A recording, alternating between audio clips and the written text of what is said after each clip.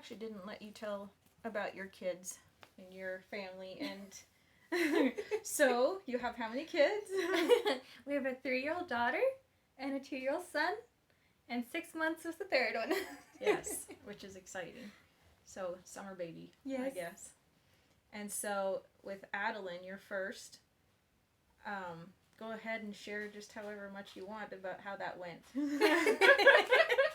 Well, she has been through, like, sometimes I'm just like, I still don't know how you did it. But anyway, go ahead. Well, it was on a Monday.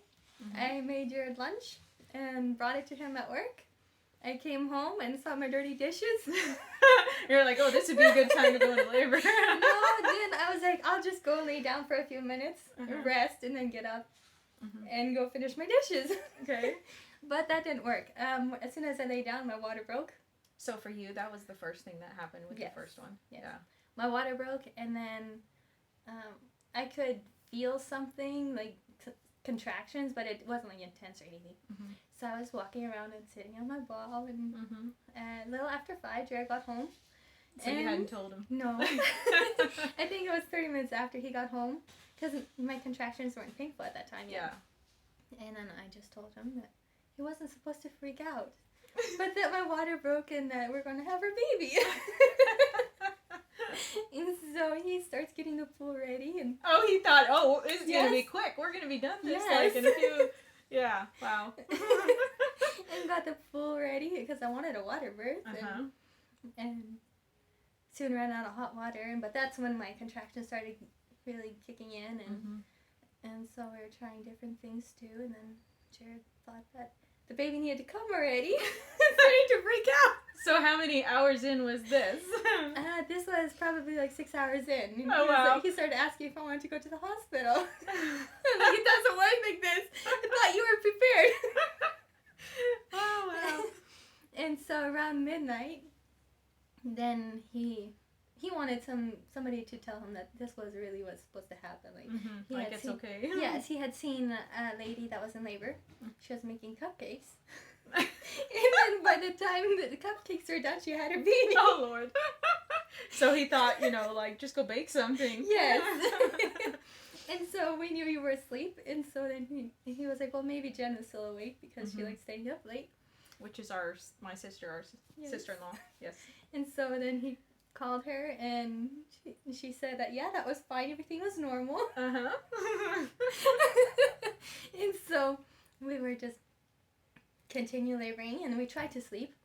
We're both tired. And so did you get any sleep that night?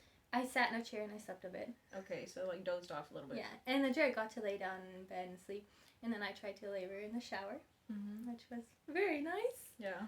And I enjoyed laboring in the shower both times. It's very nice. And 36 hours into labor, she finally made it. Yeah. So 36 hours she was born after your water broke. That was. I think it was around 36 hours after my water broke. I'm not sure we could do the math. Yeah. And then she was born, but then my contractions completely stopped. And so the placenta didn't come out. And then we decided that it was time to go to the hospital because we didn't want to just pull it out and leave parts in there and bleed out. Right. And so we went to the hospital and then got checked in. And by the time we were checked in, and the doctor had pulled it out already. Yeah. So, okay, so how long did you wait from when she was born until you decided, okay, we need to go? I think I took about 30 minutes just to relax after all those contractions. And then I just got into the shower to see if the contractions would start back up. And it didn't happen. I just got dressed and I got in the car and then drove. So I guess if you would have been having some kind of contractions or something, then you would have probably kind of thought, okay, it'll work yet. Yes. But since there was just nothing. There was nothing. We tried oils and we tried the shower. We tried moving, and it just wasn't starting. Yeah. So another point I'd like to make is when you are doing something with something like this with the right motive, you're not afraid to go to the hospital if you realize that you need to, or too proud, or like, oh, they're, what are they gonna, like, you recognize that, okay, this is what has to happen now. This is the best thing that we can do right now. And that's really what they're there for, And so, unfortunately, when you got to the hospital, you were not treated well. No. And how do you feel like she said, instead of, so you thought that they would like start Pitocin or something to get contractions going again, so that your body could.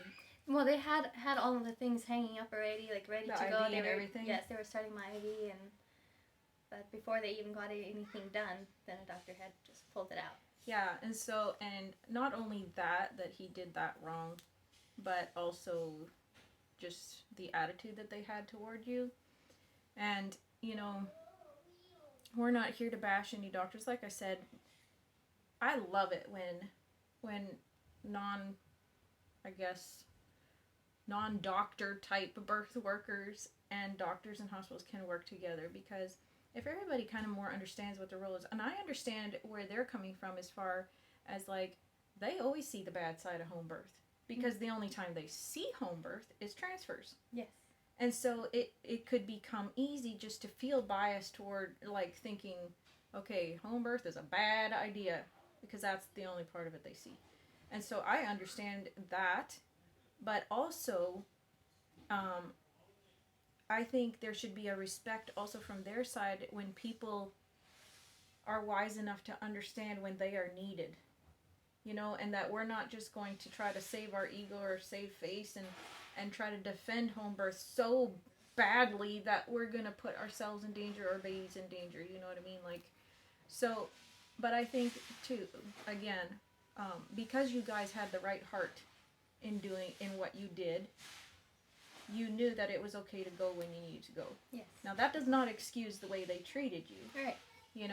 Like, there's never an excuse for somebody treating you wrongly, or just, like, I'm not saying they did that only because they were upset that you had tried to do a home birth.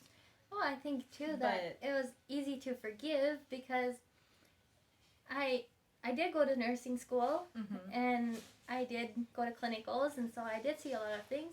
And there were moms that didn't go and have any education about birth or anything, and then they would do drugs, and then that's the kind of moms that came in. So I kind of knew like what they might be thinking. Like, I don't want to assume as much as they did, and right. You didn't want to do the same thing they were doing and just assume, well, you're doing this because X, Y, Z, and blah, blah, blah. Yeah.